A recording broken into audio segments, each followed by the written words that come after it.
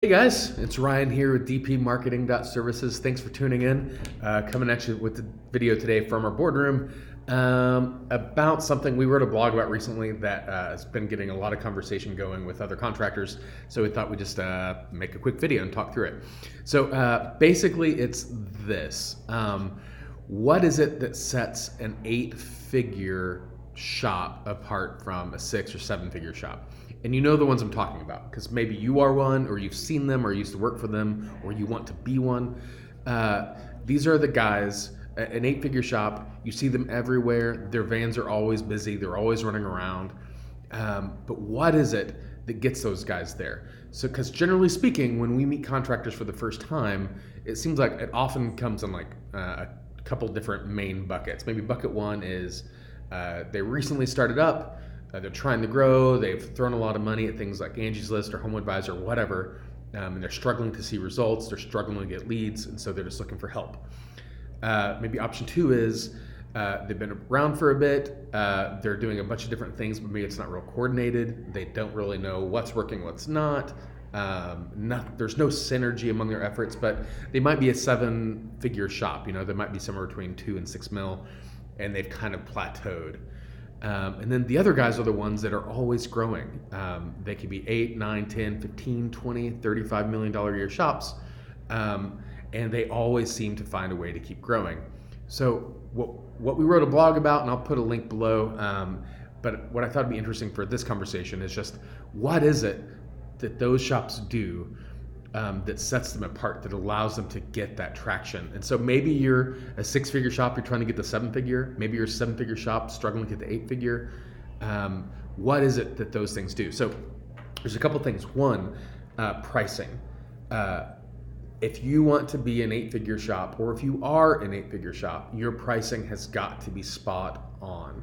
There's a lot of ways we can get complicated with this, so I don't want to spend my time talking about this. But first, flat rate. If you're doing time and materials, you will have a really hard time getting to a 7-figure shop. If you're doing time and materials, it'll be almost impossible to get to an 8-figure shop.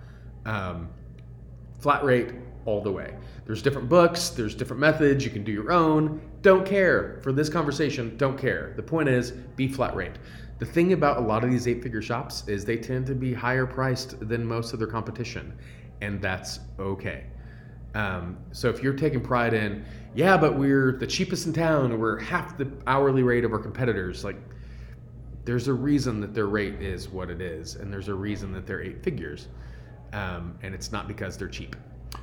So that's a big one. The other thing is you have to dominate the internet. If you want to be an 8-figure shop, you have to dominate. That means if you're doing a really crappy website, if you're doing something like just dipping your toes in AdWords, if you have really crappy reputation on Facebook, on Yelp, on Google My Business, if those things suck for you, nothing else you do will matter. The internet has got to be locked down. Now, it doesn't stay at the internet. I'll talk about that in a second. But if you are not ranking on Google, if you're not converting leads from your website, if you're not getting leads from Facebook and Yelp and all these different channels, if not weekly, daily, or hourly, there's a problem. So you have to dominate the internet.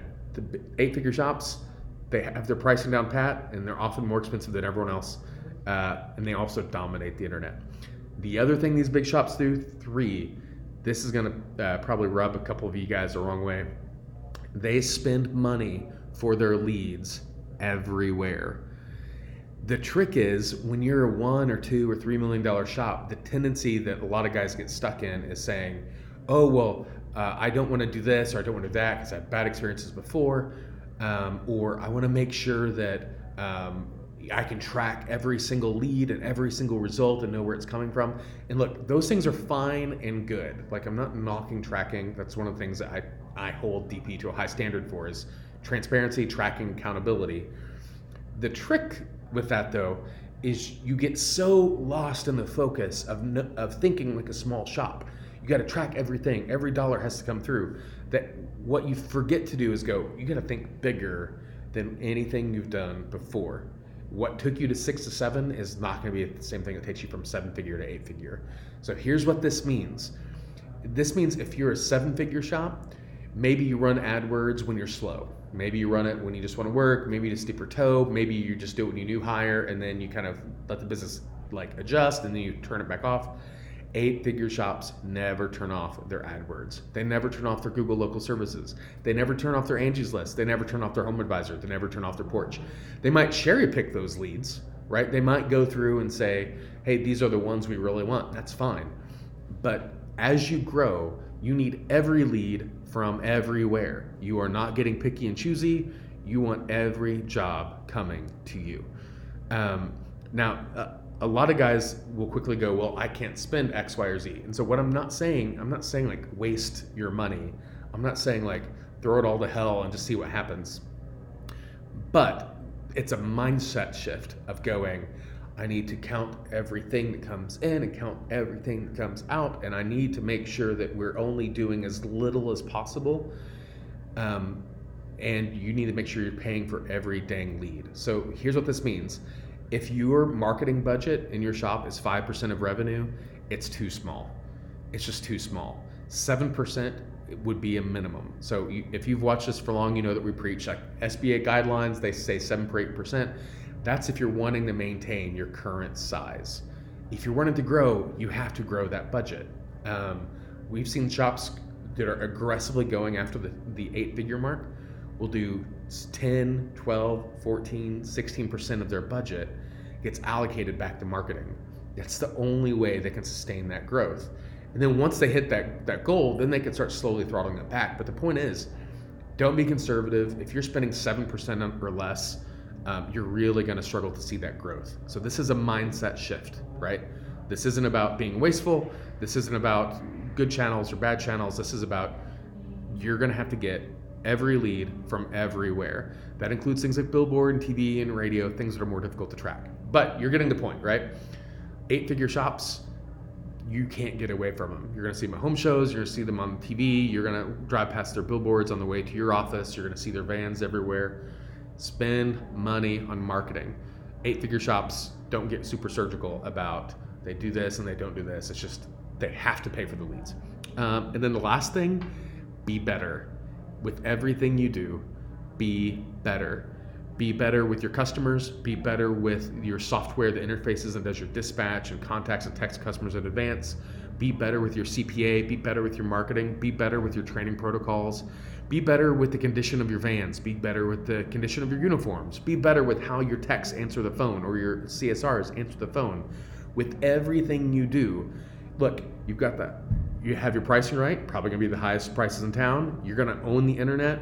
You're gonna spend money everywhere to get all those leads. You have to earn the value that you're charging now.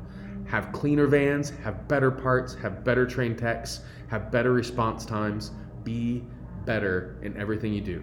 The second you start letting those standards fall, those 8-figure shops become 7-figure shops again. Always hold yourself to a high standard.